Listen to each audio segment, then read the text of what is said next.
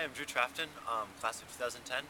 This summer I spent my SciU fellowship working for Main Island Trail Association. They're a Portland-based nonprofit, and their sort of main goals are access, stewardship, and education about the islands on the Maine's coast. My main projects were working with island adopters, which are volunteers that on their own budget and in their own boats go out to perform stewardship visits on the islands. And that's really helpful because, in these economic times, everyone's budget is really stretched, particularly MITA's and other nonprofit organizations. And so they're going to be very important for the future of MITA.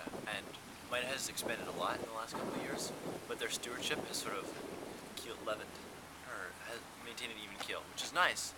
It hasn't decreased at all, but we're finding that a lot of islands aren't receiving the attention that they need.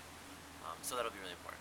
Another important part of the stewardship piece is island monitoring, which is sort of looking at the impact of recreation on the ecology of these islands. And a lot of, they're very fragile. They have very thin soils and they have very particular ecosystems. Each one is sort of its own individual environment and its own individual entity.